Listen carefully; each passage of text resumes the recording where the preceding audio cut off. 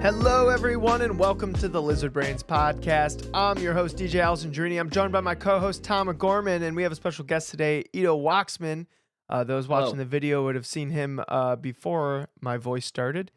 Guys, welcome to the show. Tom, how are you doing?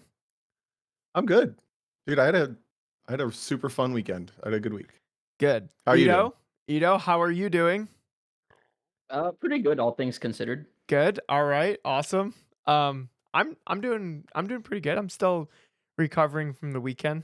I just woke up from a nap. Like I still have actual like sleepies in my eyes, so I'm sure the show's gonna go great. I have sweepies in my eyes. I'm like, it was literally like 10 minutes ago. Christine goes, "You gotta start the podcast."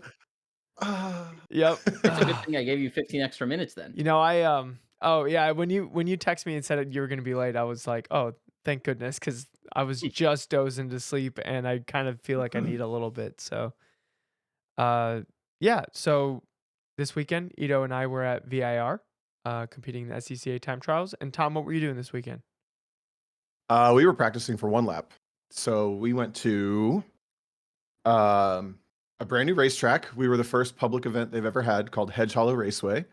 And that was really cool. That's in Garden City, Missouri, which is like an hour south of Kansas City.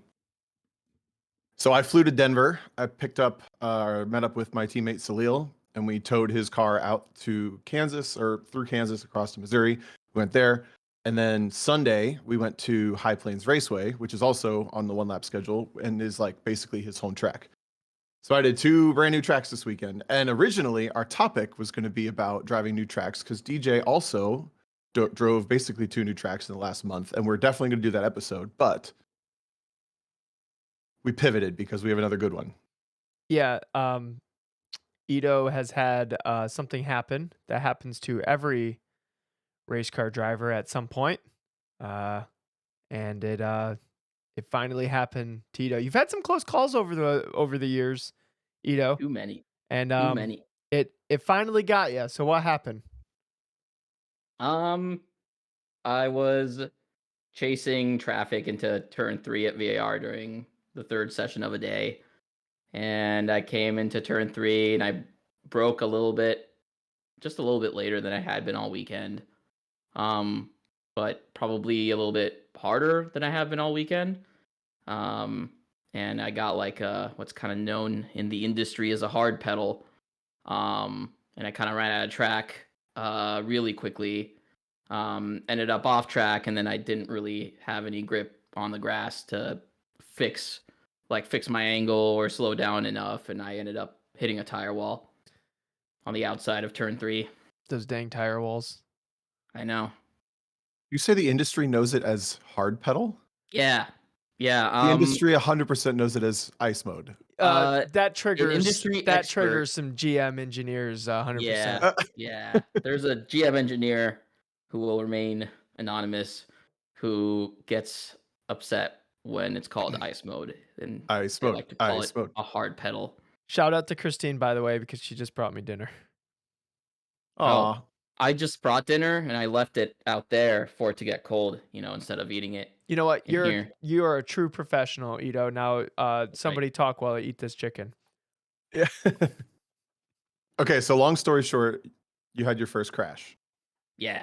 Actually, I think it's like my first crash ever, like even in real life, I think. Like real crash. I mean, I've like had like small taps like on the street that were like really super minor and like not really worth mentioning, but like one that actually involved some significant G-force, this would be my first one. Wait, gotcha. What were the other incidents? I don't remember those ones. No, not on track, like on the street. He means on the street. Oh, okay. Yeah, so I'm saying this is like the first time I've had any like major accident. Real quick, can we each tell a story of our dumbest street incident? Do you have a good one? Yeah, I got a good one. I have a good one. Yeah. Go ahead. Okay, Tom, DJ, you start. Well, okay. Well, who do you think is dumber? Mine's pretty dumb. We should go ascending rank of dumbest. I think mine's pretty dumb, so I'll lead. I'll see if you guys can top it. Okay. This is only on the street. Only on the street. which I'm assuming these are all going to be when we were teenagers. So I was driving to school, from school to work, and there was this road that I had to drive on that's like the top of the hill is where the red light is. So you're driving up and you can't really see over the crest, and you drive up to a red light. So I see it goes red, and on the right is like this big embankment, and then there's like a turn that you could take.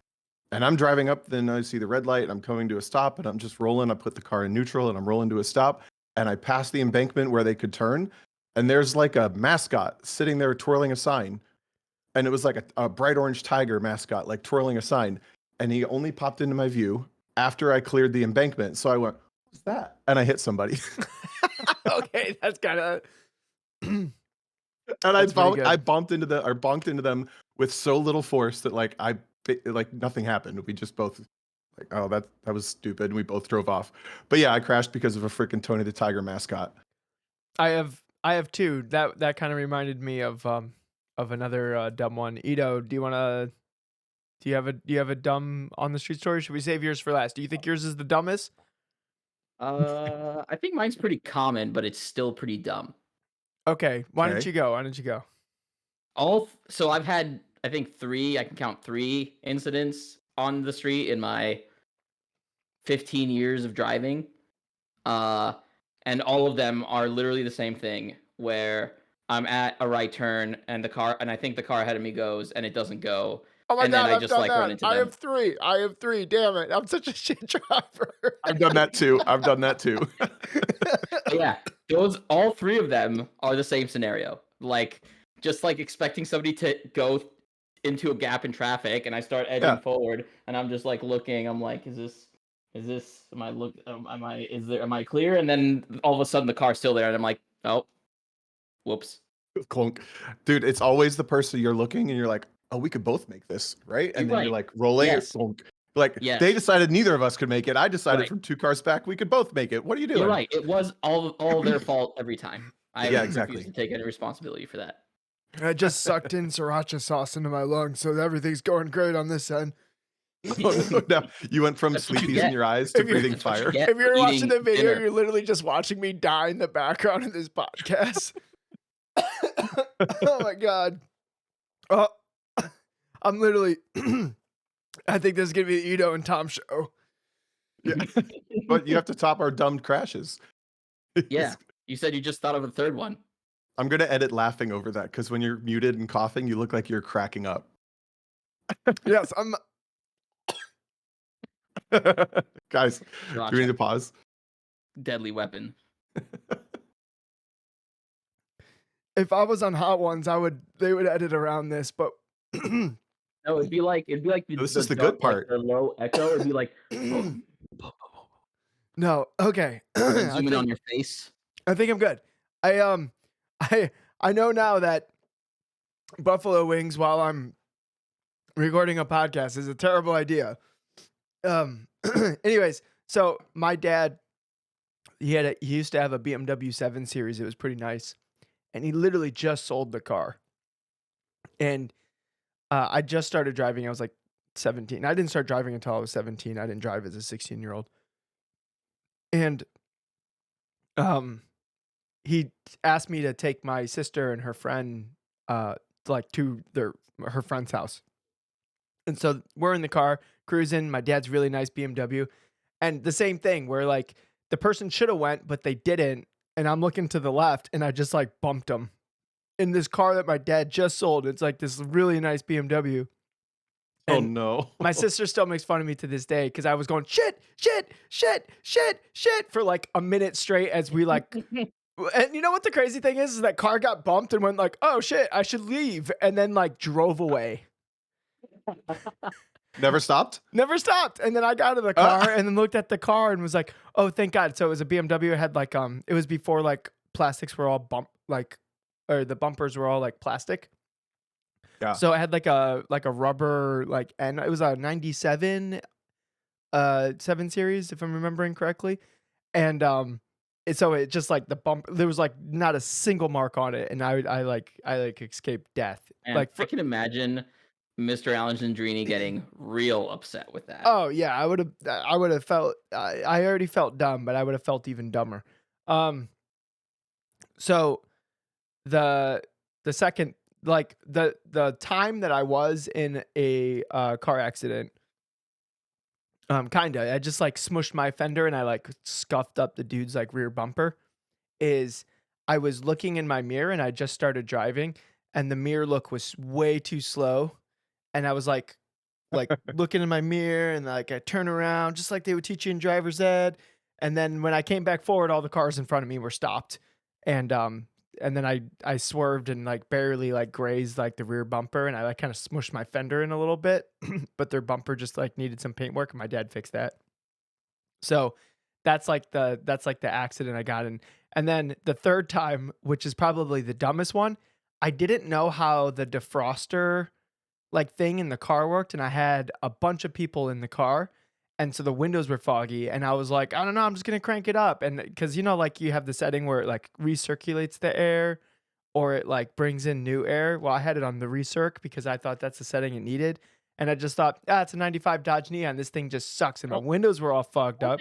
think that's not the important part of the defrosting thing. I still don't know how it works, but like that was definitely not how it works. And I know how it works. I don't need emails on that. Sorry. I'm playing it up. um, and we're at a stoplight and somebody's like, "Oh, I want a Snickers bar or whatever." Like, and I was like, "Oh, there's a gas station right next to us." So I look in my mirror and all the windows are fogged up, but I don't see any lights behind me. It's at night. So I back up to like make more, and we're at a stoplight. I back up to like make more space so I can pull into the gas station. And the person behind me turned their lights off, so I just hit them. So I got rear-ended by myself. That you got hit from ahead. The other car fell into you. Yeah. That sounds like a little scam.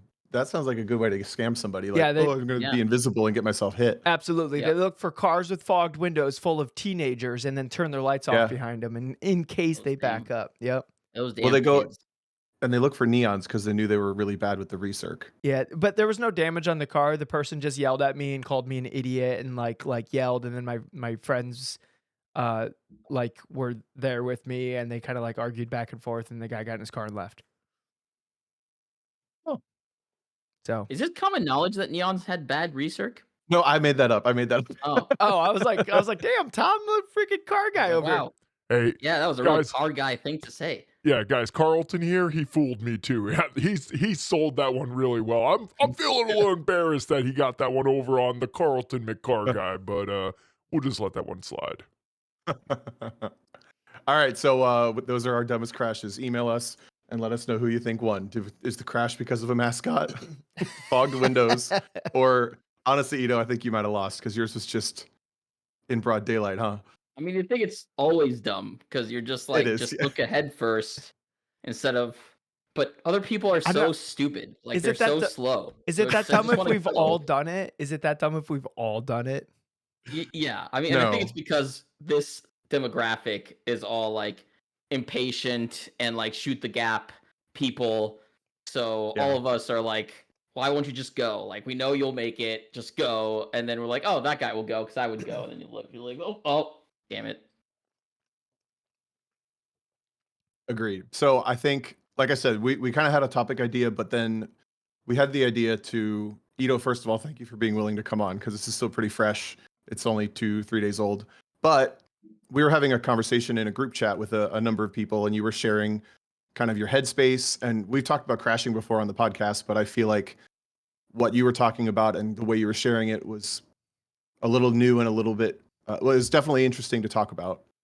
And then I also know that you were able to kind of go through the analysis of how it happened, which is something we've talked about before too. So you were willing to come on the podcast and kind of talk about it. But I also really liked the like, what do I do now? Like, where do I see myself now in motorsports? Like, where do I reset? Like that whole side of the conversation too is really good. So we're going to postpone our new tracks conversation for a week, I think, probably ish. Because I want to talk about Hedge Hollow. That place is unique. And I also want to talk about High Plains. And I feel like DJ is going to want to talk about VIR, right? Yeah. Now that you've driven it in the dry? You only drove it in the wet before, right? Well, no, I drove it. No, you drove it in a broken car. Yeah. Yeah. I did a bunch of outlaps in it, and then I did the 24 hours of Champ Car there. But It I was forgot about yeah, that. it was very different in the FRS because the Champ car had a bunch of aero. It was so locked down and it was slow that driving in FRS, guys, I cannot believe how sketchy that FRS was at speed. It was like not Dude, connected to the ground. I think something's wrong with that car because I watched Lee Hill's video, who was like within a second of you, and it looked like what I thought it should look like. I don't think what you were dealing with is correct. I think my tires are really like they're like over a year old and they have like close to 100 autocross runs on them. Does it? I feel like the speed, like the average speed of VIR, is kind of similar to NCM a little bit. So, like, does the car feel significantly different? Yeah, from it. well, no, this car felt significantly different than it did on at VIR. Kevin in the chat asked if the bar was on full stiff. Yeah, the bar on SSC cars is basically always full stiff. I don't know. The way that car snaps sideways on you for being a stock FRS at the top of the uphill S's, that did not happen to Lee Hill, first of all. And it also, like, it did not make sense. Physics didn't make sense in that moment. Yeah, well the biggest issue is that it would go for a slide and then you'd open the wheel on it and then it was like kept oscillating into a bigger and bigger and bigger slide. Like after like it would feel like I already caught the car and then it would just keep going. Like that was the one lap that you saw, Tom, it's not showing like the full picture of like how the car was acting. Yeah. I don't know. Maybe keep that in your little Rolodex for like, hey, this car needs we need to look at this car or something. Well, I'm going to look at it, but I will say that it was very fun. It felt just like iRacing. It was great. Like if all the cars felt like that, that would be so fun. Yeah. Yeah, I get that. That car has been used and abused. That its car whole is a life. pristine example of an SSC car, and it's the fastest one in the country, Ido. How dare you? Minus the K&N air filter. Did you Yeah. get one of those? I did. Way faster. Also, I put a new. That's why it was so fast. Yeah, I put a new mass airflow sensor in it too. I bet that was the fastest FRS on a dyno in the country. Again, the title still stands. Peter Schnorr has the fastest SSC car in the country. What's the criteria for that? It's also for sale. We said so. We just decided that. It's the winningest SSC car in the country, except nationals. It didn't win nationals, but it won all the other things. I'm not gonna. I'm just gonna let you go. If we go on quantity of events won, fastest SSC car in the country. But what about importance of events won? Look, importance is the eye of the beholder. Honestly, yeah, none of them matter. Fair enough. So you guys, well, we can act like they do. You guys are like the mom of this SSC car. It's like, you're a winner to me, little SSC car. You pinch his little cheeks. Oh, it's so cute. Okay, so I don't necessarily know where we should start, but you guys were there together. So I guess you guys just want to like tell the story of the morning, the day, the weekend. I don't know. I mean, someone take the reins. I think for me, like the What am I, the host? the context that matters is like the attrition rate at this event was like nothing I've ever seen before. It was wild. It was like 1 to 2 cars were causing black flags every session, like nonstop. Every single session was like a black flag or 2 black flags or whatever. Day 1 was raining, and I went out in the first group, and then me and Ido did some napkin math of like, dude, when it's dry, you're literally gonna catch me because I'm gonna be at the back of the group. So like the first group is like advanced group with people with fast cars, and I was like, well, I think I'll be doing around these lap times. I'm pretty sure you'll be just under 2 minutes. You do like a gap between all these cars, like you're gonna catch me during the second lap. Like I shouldn't be in the first group. I should probably be moved to like the second advanced group, which is like advanced group with like the slower cars, right? So we went out for our first session. It's raining. First session of the day. We're the first group on track. Nobody crashed. Everything was good. We got our whole session, came in. Every single group after that, somebody crashed. Yep. Wow. Nonstop. And it was just rain related, hydroplaning, stuff like that. Yeah. I mean, but I don't know. Like the rain was bad. I think we had a really good discussion like over lunch with a bunch of like SACA staff and like Kobe Shield and like the driven motorsports guys. And And I think everybody kind of was trying to talk, like, had a different theory of what was happening.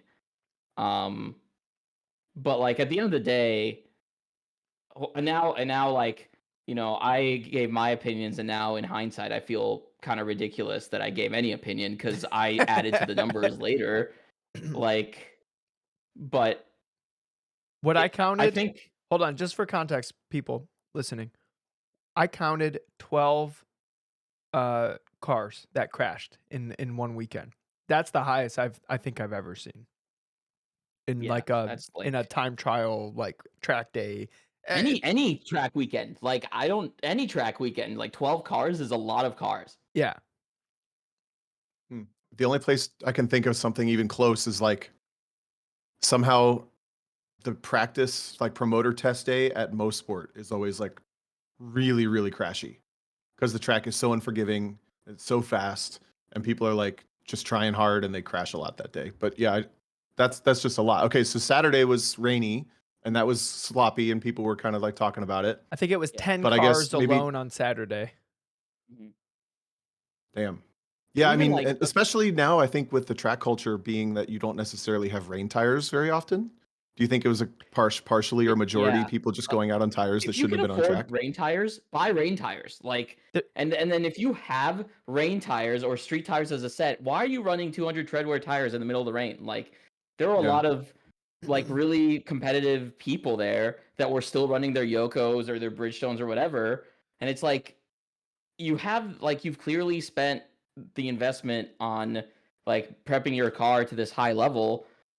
You're gonna like if Risk you're the show up to a whole serious car. competition. Yeah, if you show up to a serious competition where you want to win and it rains and you're not prepared, what are we doing? Like, I don't I know. think I that's think that kind of part. it's like a blind spot of the 200 treadwear cycle, right? Because we've transitioned most Well, like, categories are going to be on that now, and there's yeah, not really a rain tire other than like a 300 treadwear, which is maybe a little better on hydroplaning, but not like wildly better in any my capacity. Once you hit my a puddle, all of Michelin's those tires go to bad. my Michelin's felt like black magic fuckery. Like, I mean, Is that a good thing? yeah, no, I mean, like, yes, as in like the grip level. It's not like anything like huge, like some ridiculous like Hoosier Wets level, but like very communicative, very progressive, and like yes, it's still hydroplaned, but like it let you know, and like it took a lot, you know. And Yeah. I think the thing with maybe unique to VIR is that the front straight and the back straight both are very tricky in the wet, and they're kind of like sneaky tricky. The Like, the front straight was oddly tricky. It's yeah, because it's like the right front as it straight, starts to bend, there's like a river or something happening there. yeah, But like yeah, the angle of the light, like I could never like visually identify exactly what was causing me to leave the ground there. And if you didn't have the car like angled just right, and if you weren't hustling, then it's just like it just felt like you're driving on the highway with like like there's like stages of hydroplaning where like stage one it just feels like it's like dragging on the car, and then stage two is like you actually leave the ground, right? mhm, So if you were just driving down the front street and you just felt the drag and you're like, cool, this is as fast as I can go, that like you were safe. But if you were going down the front straight and you like actually got to a lift where like the angle of the car had to be like figured out and there was no adjustments like that you could make at that point, then you were setting yourself up for a mistake if unless you had that like conscious, I know exactly where this is. Um, the thing that kept baffling me, the first time people were out in the wet, I can see how people were eating it because they would be caught out by this yeah, stuff. But every single session after that, like we know where the sketchy spots are. It's like front straight, right before the lower S's, or is it right? It's right after the left in the lower S's. There's like a river that runs across the track there. And then on the back straight, and then the hog pen, there's like puddles on each side, right? yeah. And it's like you just stay out of that, and then you just drive the rain line basically everywhere else, and like you're good. But it took like the first couple laps to like really identify where those spots are, and then once you identified where those spots are, you just drive accordingly. You don't drive to what you think you can do. You just drive to what the track is. And I think a lot of people were driving to what they think they should be able to do, rather than like what the car and the track was like telling them. And I think part of it, like, it's a combination. So I think part of it is like people not being familiar with the rain line because they don't listen to you guys enough. Plug. But it's like they think they can just do the dry line in the wet, and then they don't know there's another alternative.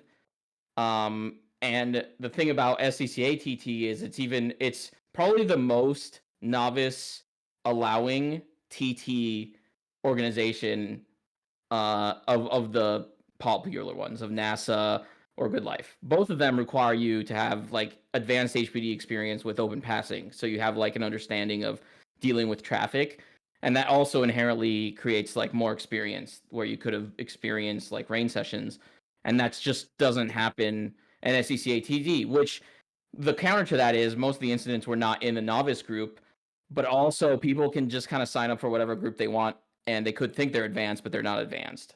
Um, so like I think it's a combination of that, like not respecting the conditions, not driving, not like building up your pace, like with the conditions, and just like maybe not understanding what a proper line is, you know? Yeah. Did you guys feel anything carrying from the wet and messy Saturday into Sunday? Like, did that affect the day specifically, even for you guys, like having driven in the wet, you're like rearing to go in the dry or anything, or is just I isolated know incidents? personally, like going out the first session in the morning where the track is incredibly green, just coming out of the pits, I spun up the rears in third gear in my car, Oh, which is like geez, really? that immediately warned me that like, okay, like, and I took my outlap pretty gingerly. Like I was, I think, third or second in my run group, and the people ahead of me both just like rocketed off. They both, I think, had arrow, and I just like, I'm not matching this pace. Like I'm gonna build up. I'm gonna like turn the wheel at different rates and seeing what my car feels like. And then even my first flying lap, I did pretty gingerly just to like understand like what the grip level is. But honestly, after the first session, I bet even after like the first couple of heats of the first session, like I think the track was pretty like was behaved like a dry track. Uh, I don't know what it should feel like, but people that are regulars there, like Kobe Shield, they were saying that the track was in bad shape, so it was pretty low grip. Just for context, the guy who got second, Lee Hill, he was the fastest FRS last year, and he went a second and a half faster last year than he did this year. Oh, really? Oh wow. Yeah, so In the same event? So even the snow, like the pre-snow event, he went 1.5 yeah, so seconds faster? like last year it snowed on Sunday Wow. and it was like pretty nice on Saturday. Yeah. And so he went way faster last year than this year. Mm. So That makes me feel better. that's kind of wild, actually. Yeah, it's crazy how much the I feel like sometimes maybe 80% of the time you don't necessarily think about it too much, but then I when it boils down to the track condition, especially certain tracks like NCM when the sun comes out, Gingerman when the sun comes out, oh my god, they're horrible. Mhm. And I've always had, I think, trouble adjusting to that. Like the way I've in the past approached time attack sessions is if I set my marks the session before, I'm just gonna hit them again. Like the first lap, I don't care what. Like I kind of for bad. Like I think I used to ignore track conditions and just kind of went for the mark that I established earlier, Yeah, and that's what almost got me at Midwest Fest with Gingerman is that I couldn't hit the same marks, and I almost went all the way off because of that. And I think I learned my lesson a little bit from them. And then over the winter, I've been thinking a lot about building up pace rather than really forcing myself to hit the same marks immediately. Um, I mean, I don't think that. you can go for the same mark, but then when you miss the apex Yeah. after the first same mark, then you go, Mhm. okay, I understand what the track conditions are. I just have to back it up Yeah. like a quarter of a car or half a car or whatever it is.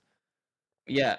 And I that's this feel one. like You found that so quick. no, that one was No, that was the lap record one. No, I don't Yeah. know if anybody got pictures. It was like That's in turn 5 that's such a cool or like picture of Vito getting lap record. Hey, that side of the I car love that still looks the picture. same. Hell I know. yeah. I love that picture. That picture's my screensaver on my work computer.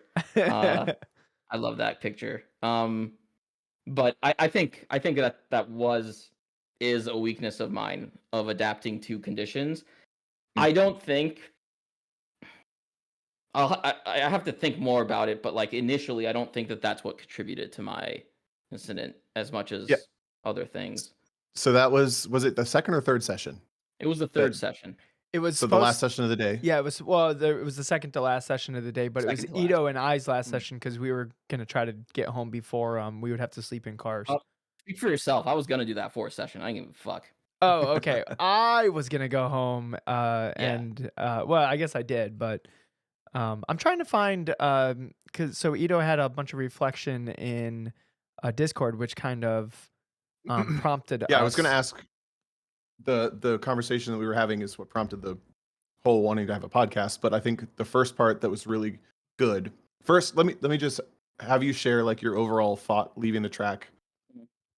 That was causing you to like where was your thought process at? I don't know what question I'm trying to ask, but I know what answer I want. Like just talk about what was the post incident analysis mental state like thoughts I guess in your head. Yeah. I think the first thought immediately was just like shame more than anything, because like Yeah. again, like the context of the weekend was there was all these incidents. Everyone I had keeps given crashing. I had given opinions on what I think like caused this, and like felt like I was, talking from a place of like as a person that does instruct people and as a person that feels like they drive relatively fast. Like I felt ashamed that then I ended up adding and like being a hypocrite really. Like I felt ashamed of that. And I felt ashamed also because like it was really unnecessary for like in the context of the event. Like yes, I was competing for like the Max 1 win, but I never like approaching the weekend, that was never my goal. Like I didn't really care about winning Max 1 or whatever. Like for me the event was to like refamiliarize myself with the car after I made a lot of really significant chassis changes over the break. So in that context, I didn't need to take risk. Like there was no reason to take risk and like put myself in a position where I could like crash the car. So basically, you know, I think that my crash was a result of like, I think it's like 6 or 7 decisions that I made that if I had made a different decision in any of those 6, I probably wouldn't have ended up where I was. Yeah, so let's go from the crash. So explain. Did we already explain this? Correct me if I'm wrong, but like kind of explain what happened, and then Yeah. why don't we back up, because you had a series. We've talked about this before on the podcast where it's not always the first mistake that gets you. It's like a accumulation of mistakes, and then Yeah. eventually that turns into a wrecked car. And if Yep. we can identify that we're in the space where we're making mistakes, that we're Yeah. in more danger than we think we are, right? So let's Yeah. start with your crash, and then Yeah. let's back up to like each preceding mistake. Like within hindsight, you're like, sorry, I breathed in more sriracha. This is getting plagued. You're But wild. Let's Also, wow, this background music is like vibing. Oh, to it. is that playing? Yeah, it's playing. yeah, Tom. Oops. I fixed it. Sorry. Okay. Has it been So there the whole time? no, because I have it no, muted. only- Because if I unmute it, then I Oh. hear the music. Got it. Yeah, Wait, yeah. so does that mean you record with music playing in your ear? Yeah. I don't know how to. I don't know how he does that blows my either. mind. Yeah. That's what I was saying. If Um, Tom ever ends up having to host a podcast on his side, everyone's just gonna be hearing whatever music Tom's listening to the whole time. And I'll never know. no, But it's I'm like- having fun. I met sidebar. I met like a friend. At a Grid Life event who's asked me for a lot of advice on how to drive his car, and he drives his car blaring like Japanese pop rock. And I asked him this weekend, I was like, have you tried doing it without it? And he says he drives way slower, and like proven with lap time, he drives way slower without the music because he feels like he's going faster than he is when there's no music playing, and when there's music playing, it's like I guess it makes him like it calms him down, so he's like driving at a higher pace. This is Like triggering me so much. I know, I That's think it's wild. I think it's interesting. I didn't like people have different methods of being fast, so like You I got to didn't hear the question it that tires. much. You But got to hear the tires. You're missing out on all I this auditory I feedback. I agree. Anyway, back from the sidebar. Anyways, before I was choking on sriracha, so let's start from your Yeah. accident, yeah, and then I want you to cover. Actually, let's go from what your first notice mistake is, and then we'll go forward and how it like escalated and escalated and escalated, and like yeah, how a mistake puts like it almost like changes your mindset into a yeah. place where a crash is way more likely to happen. I should pull up what I said in the chat. 'Cause That's I was it trying to was find it. I'm trying to look for it again, but like, sorry, That's fine. I'm just going to delay the podcast do you- unnecessarily Do you to need find this me because and it'll be Tom to better. kill time while you find it? No, I found it immediately because I knew what methodology I used. I could turn my music back on if you Okay. guys just want to No, listen I to got that it. for a minute. Okay. Some old Okay. music. Here we go. So the first mistake was, I think the first hot lap of the session, I went off outside of South Bend. So like in Mm. this context, like the car came loose. I think I carried too much speed into South Bend, and I broke or I kept too much weight on the nose of the car, and it got really loose. And to correct it, like correcting it caused me to veer off the outside of South Bend. And it was like it was a ride. It wasn't like too bad, but Were you 4 off? like yeah, no, I mean, and I went deep in there. Like I went off like a slight jump that probably destroyed an '89 Civic. I bet it was the same one that destroyed Kevin's car. So wait, and that I, was like, earlier in whatever- the session? Yeah, I should take a video of that and also So post hold that on, one. hold But on. yeah, earlier in What the a- session. yeah, That's what- why it was mistake 1. Okay, but whatever lap you set after that was going to be DQ'd anyways. It wasn't the same. It wasn't the same lap. I took a whole lap after that to like check on the car, make sure the car was okay. Like I wasn't still going fast on that lap. Yeah, like, but hold on. Isn't the rules if you go 4 off that they DQ your fastest lap from that session? Yes. Uh-oh. whatever, I forgot that rule. Mistake 2. Mistake 1B. 1B.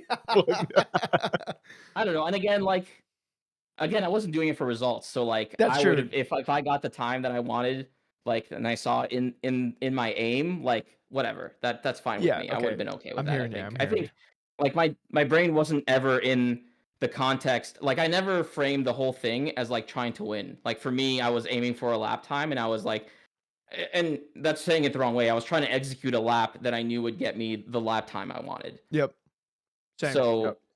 yeah, so like I was chasing that rather than like winning. So it didn't really matter if it was DQ'd, but whatever. That would have compounded, like maybe that would have changed my decisions if I knew that, whatever.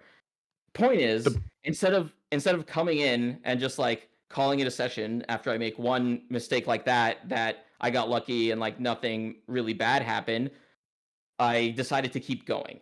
Okay? So that was deciding to take another flyer after that. That's mistake number 2. So like mistake 1 is going off in South Bend and then like continuing the session. That's 1.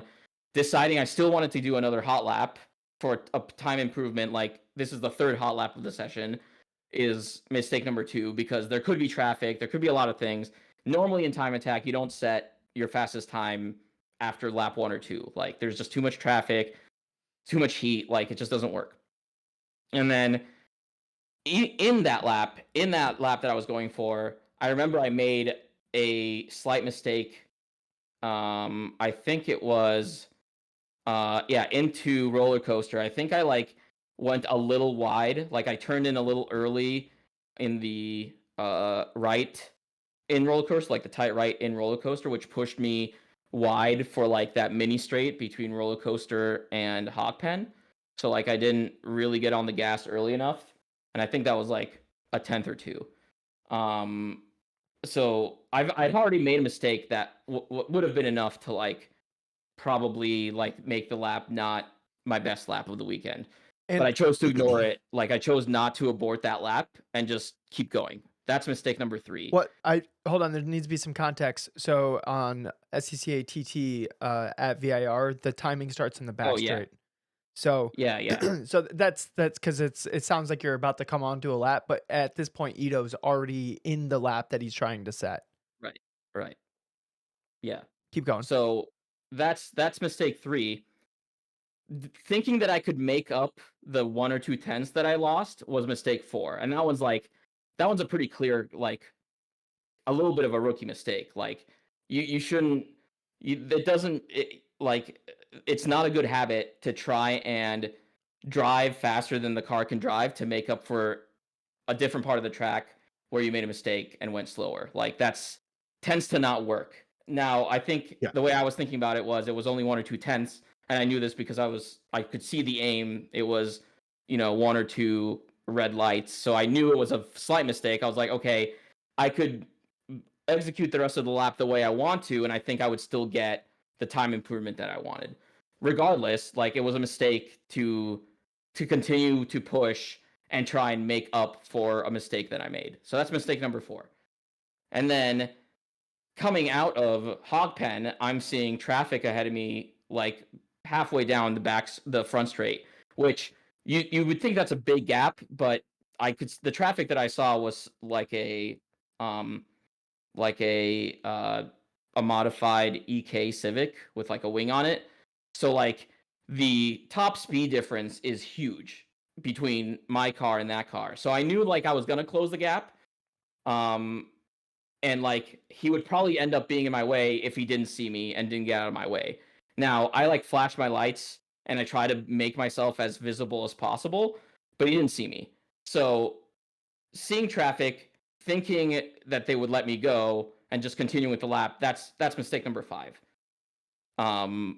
Like now at this point, in this lap alone, I've made 3 mistakes, or rather, like I've already made 1 mistake that cost me time.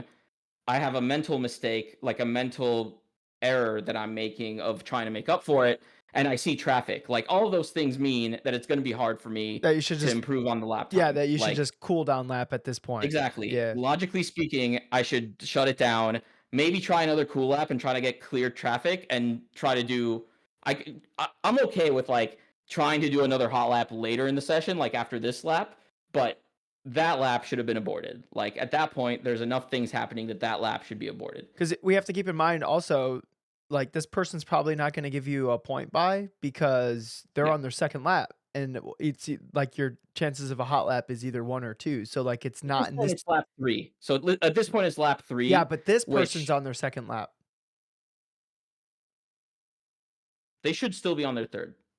No, because you're lapping them. Either way, I mean, I have for the audio listeners. I didn't think about that. That's true. Yeah.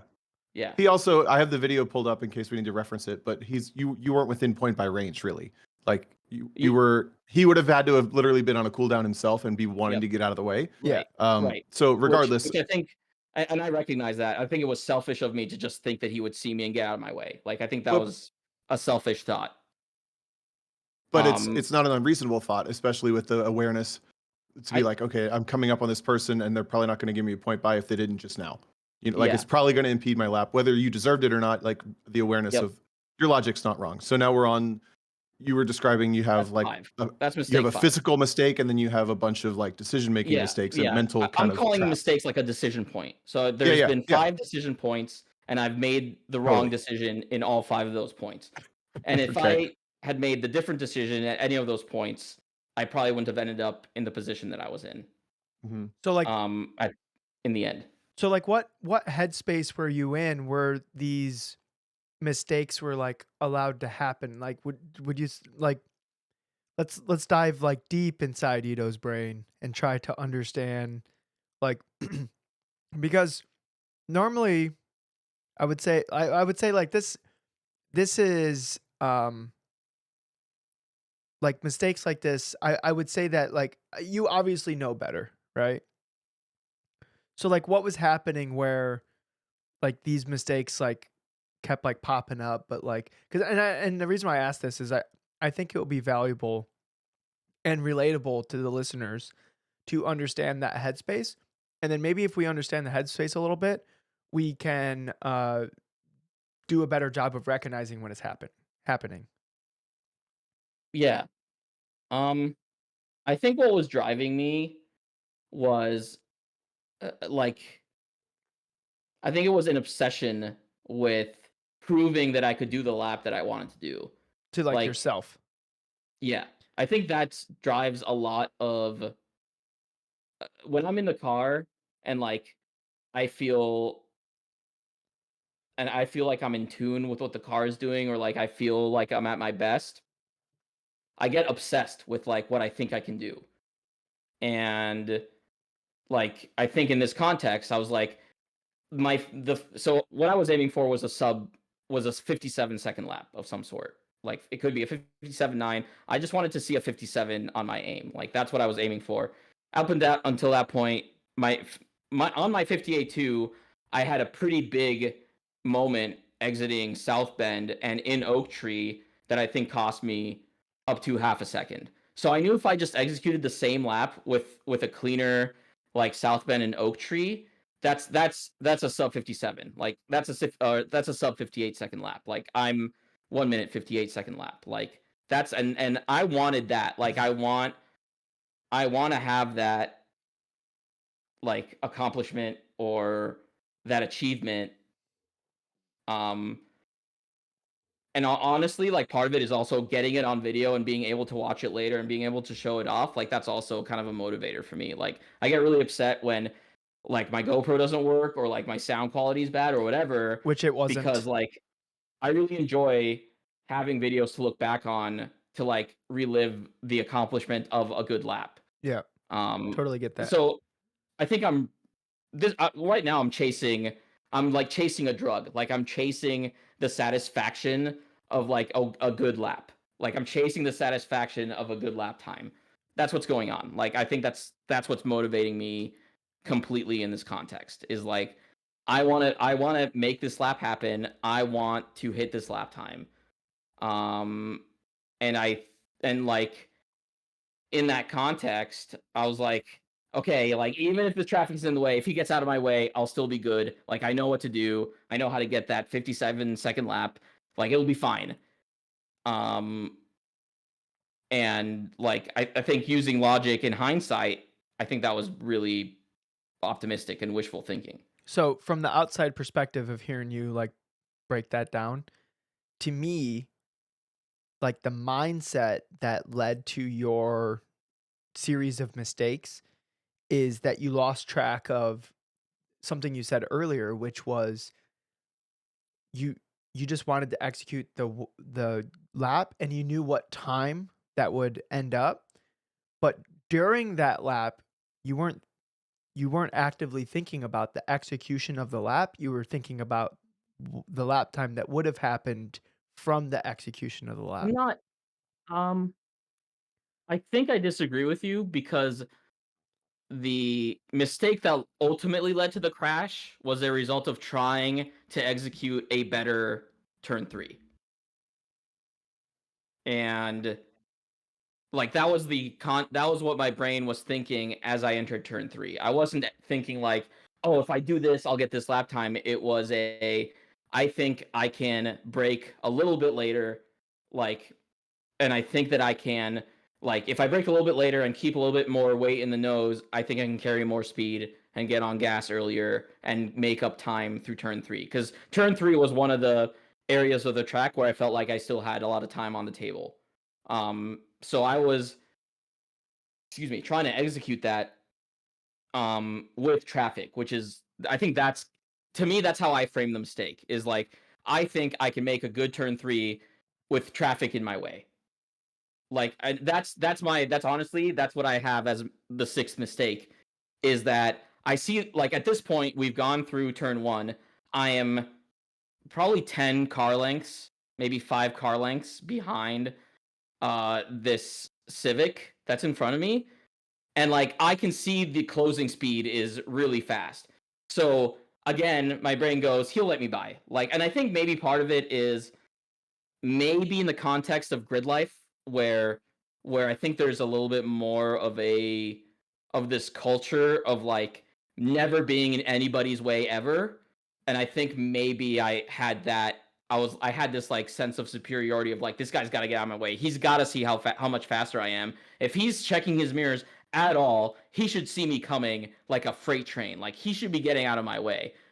And I did not respect his right to a fast lap. I didn't respect like his right to whatever pace he was comfortable with as I was approaching him heading into turn 3. That was like, really, that was mistake number 6. Was like, I'm obsessed with myself, with how I'm going to execute the corner no matter what that car is doing. Yeah. Like, that is the context. That is what I'm thinking as I'm coming. I think that's literally what I was thinking as I was coming out of turn 1 was, I'm going to execute this how I want to execute it. I think he'll get out of my way, and if he doesn't, I'll just blow by him like on the outside or something. Like, this guy looks slow. This guy looks like he's not going to use all the track. I'll just get by him. This guy looks like he has 160 horsepower. Right, right. I think I was also expecting him to carry more min speed. I think I was expecting him to carry more min speed through turn 2 and 3. Honestly, I think in that time, that's what I was expecting from him. Like, it's a light Civic with aero. In our run group, he should be going through that corner faster than I. Yeah, but you don't know like the situation on tires and stuff like that. I think it's a selfish thought. Like, I think at the time it's a selfish thought. Thinking back, that's not an accurate thought. That's not a gracious or like track sharing, we're here to have fun thought. That's a like teamwork. Very selfish, like, you should get out of my way. I'm way faster than you. And I don't know how much of it is like, honestly, thinking back, I wonder like how much of me knowing that I'm the fastest person in this event right now and me thinking that gives me some level of superiority. Like, right. So thinking on it now and talking about it out loud. Yeah. I do think that maybe played a role in that. Okay. So like in the future, like if you feel yourself getting into that headspace, or anybody else feel yourself getting in a headspace, like, we need to recognize that's a dangerous headspace, right? Agreed. Going back to the chasing the lap time thing, if the goal was just to execute the best lap, then the mistakes previous would have also pulled us out of that, right? Like, if we're being completely honest with ourselves, then if the goal was just to execute the best lap and you've already made a couple mistakes, like, at least for me, like, I had a couple sessions where I would make some mistakes and then I would just pull the car in, and there was like more laps to be had, and because for me, like, if I'm in a space where I'm making mistakes, and if I'm like making those mistakes again, like I shared a clip where I got loose in the top of the S's in the rain. I did that the lap before, and then the same thing happened again. And I was like, all right, well, obviously I'm not learning from whatever's happening here, so I'm just gonna pull in, right? And then I pulled in after that. And I think it's important to recognize when we're making those mistakes, and then and it's hard to do in the car, especially when you have the adrenaline going and you're just like and you're just trying to chase that glory. I also think a car like mine, which can out accelerate like and out handle most things that I'm gonna be with, I have this sense that like, okay, like, I can get through them pretty easily in a lot of different ways. And again, like, I don't think that's right. Like, I don't think that's the right attitude. But I think that's where my head was at. Was like, I'll like, I can figure this out. Like, my car's fast enough. I'll react to it when it comes, and like, it'll be fine. Yeah. Also, and then, I bet there was a level of you where you're like, this is the last session of the weekend for me. I would hate to like I'm still having fun. I mean, I wasn't in that mindset because I was planning on doing all of the sessions. Oh, that's right. That's right. I keep forgetting that. Sorry about that. But if it was the last session, I 100% would be thinking that. Yeah. Like, that's how my brain works. Like, I know that's how I would be. Like, if I hadn't gotten that 57 that session, I was gonna go out that 4th session and like, again, try and execute a perfect lap to get that 57. Yeah. And I think if I would have done that, I probably would have pulled in immediately. Like if I see a 57 in my aim, I'm in. Like that's it. Like I don't need to risk the car anymore. There's no there's nothing on the line at that point. Like I'm just gonna pull in. Okay, so what's your takeaway then? Well, hold there's on. one more mistake. Okay, go ahead. Like the last mistake is related to the sixth one, which is like thinking that he would get out of my way. He doesn't. And then I see that I'm approaching him so quickly that I'll probably catch him mid-corner where I have no real control over. Like, I've committed to a line just from physics of how fast the car can go. I won't be able to turn in anymore. I can't turn out because I'll go off track. Like, I've committed to a line. I see that he's going a lot slower than I expect. So I think that I get on the brakes harder than I normally do. And that, because of how it is between turn 2 and 3, the car is loaded as I'm on the brakes, and I think that causes like that split mu condition, which is like the technical term for what happens, where one side of the car has a lot more grip than the other, being like the outside has a lot more grip than the inside. The ABS thinks that the side with less grip is on some very low grip surface like ice or something. And in order to keep the wheels from locking up and like losing control, it's reducing brake pressure pretty significantly. Tom, is your And play that's what speed 1x? What? Yeah. Why does it seem like it's fast forward? Is that how fast Ido's car is? I'm well into third, like coming up close to the rev limiter in third, entering 3. Does this not look faster than reality though? Like look at your hands like twitching around and stuff. It's also because like the camera mount like that I was using was a little bit like it wasn't perfectly rigid, and I think the vibration makes it look faster. Okay. Yeah. Maybe it's just the way it's coming through Discord. Anyways, go on. Sorry. But yeah, anyway. The part I wanted to get to was so I think we didn't necessarily I didn't mean to necessarily need we didn't need to like identify what ultimate mistake you made to put you in the wall. The really interesting conversation came from the discussion about going through all of those mistakes that you were able to basically relive in vivid detail and be very, very like realistic about like, okay, this was a mistake that led to this. And it reminds me a lot of my accident that we've talked about plenty on the podcast when I was driving a car that was telling me it was upset. And I was thinking, I can handle it. This is like, if I want to be successful, I have to be able to do this. And I'm doing things that the car is clearly sending me warning signs like this isn't going to work. And I ultimately crashed in a corner that was so easy in what should have been a good car. And like literally you shared like, how is it turn 3 at VIR that I crashed at? Like, how is it that one? And mine's the same. Like, how is it that turn 13 at Road America, like this basic left-hander that's like a non-event in 50% of the cars in the world? Yeah. How is that the one that I finally crashed at? But the mental space that you shared about having it be like, okay, I could fix this car. I'm not scared of the car. I'm not that upset about the crash really, but big picture. Yeah. Like almost what's the point of fixing this? It's probably just going to happen again and that kind of thing. Yeah. Like that is a conversation we haven't really had before. And I think that's really fascinating. Yeah. Hold on, Ido, 1 second.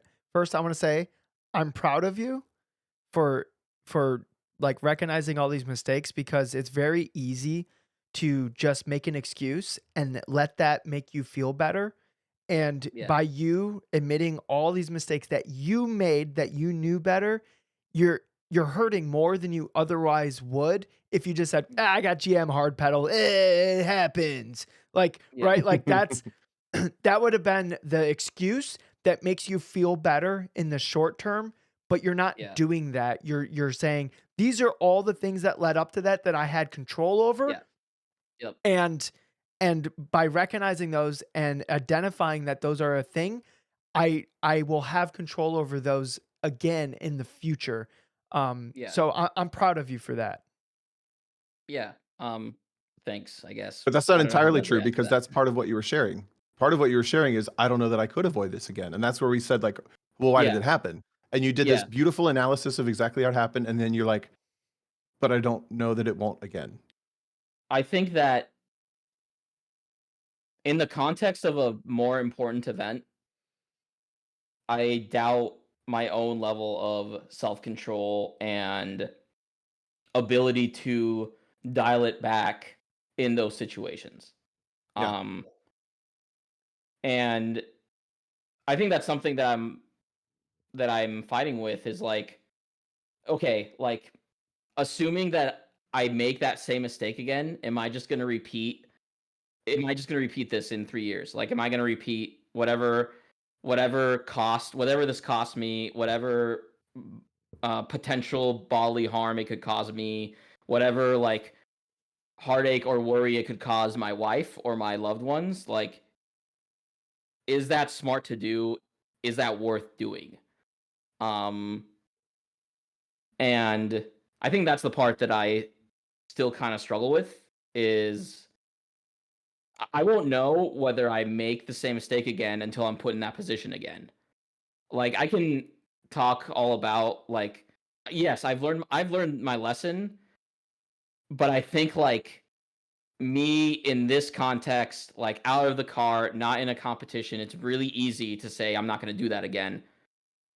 But if this is like second lap of podium sprint or first of like whatever really important like event, am I gonna be able to make myself dial it down? And that's Sure. and honestly another part of that question that I haven't talked as much about in the other group chat that I thought about today that actually comes from talking with Jason Kanakri. Um, he mentions that he drives the McLaren well under its limits because he's not willing to lose it.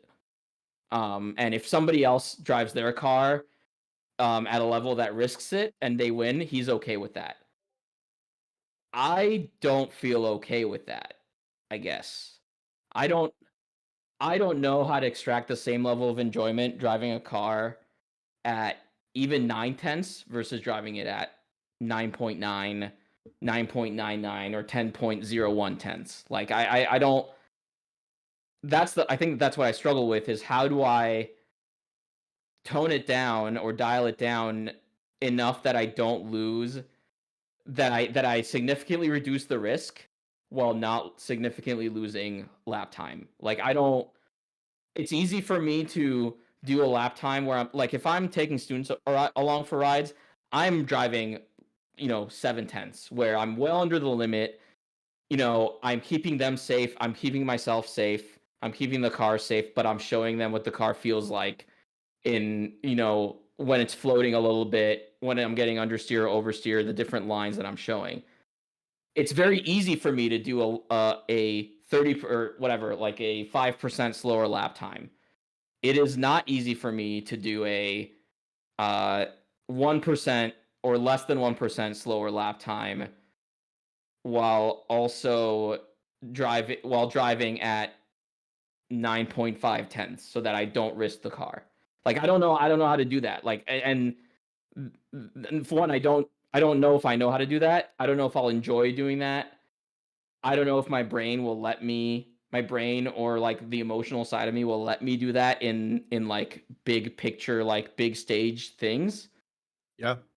So it's like that makes me think about like, okay, like, are you willing to take those risks every time you go to a competition? And then also, in addition to that, telling my wife or telling my loved ones straight in the face that I'm doing everything I can to minimize risk. Like, is that real? I don't think it is. Like, I don't know how to. I think that's the part I struggle with. Is like, I don't want to lie to them. I don't want to make it seem safer than it is. Like in my head, I want to go to them and say I have minimized risk. Risk is minimized. Yes, racing is still dangerous. It's important to recognize that, but I have done everything in my power to minimize risk to myself. I'm okay with that. Like at that level, I'm okay with it. Is me drive even if I put a cage in my car, which I kind of plan to now. Like I think it would be very irresponsible of me to go back on track without added safety equipment after what's happened. Even if I had a cage, even if I had fire suppression, me driving at 10/10ths or trying to drive a 10/10ths every lap is inherently risky. And that's also the part that I find the most enjoyable about the sport. And it's also the part that I find the most rewarding. So I don't know how to navigate that. Yeah. I still kind of don't. Like I think in my head like right now I'm not like grieving, I'm not like sad. I'm like I just want to go back out there. Like I love driving like and then that's the thing. Earlier that day, I think I probably had the most euphoric moment of driving I've ever had. Like that was the highest like setting the first like sub 2 second lap was the highest high that I think I've ever felt driving a car. And like VIR is so rewarding. It's fast. The curbing, like you have to hit the curbing at just the right angle where it catches you, but doesn't like fling you off track, and like you feel like a freaking hero because like all of these turns are so fast. They require commitment. There's a lot of cresting. Like it's a very, very rewarding track. And I went from having like the highest high that I've ever had driving a car to the lowest low in the span of 2 hours. So like I'm just going to keep chasing that high because I'm an addict. Like I'm literally addicted to it. And I know that that's not I'm trying to figure out how to make that sustainable. Like, I'm trying to figure out what prep I need to do, what mental place I need to be in, like what emotional state I need to be in to force myself to be in that mental state of I'm obviously on a racetrack, so I'm taking risk, but I'm not taking undue risk. I don't know how to do that. Like that's what I'm struggling with is how do I get my brain, my subconscious adrenaline filled brain as I'm sitting behind this, like driving this freaking 530 horsepower, 3,100 pound race car. Like, how do I make that Ido be as smart as the Ido now, who recognizes that he needs to do all of these things? Like, that's what I struggle with. What do you think, Tom? So when you were sharing this, I think it's like a fascinating, very honest approach. And we've talked about the crashing before. We had the other podcast with Mitch and Taylor about like we all had our incidents and here's how it happened and here's what we felt like afterwards and how we applied it.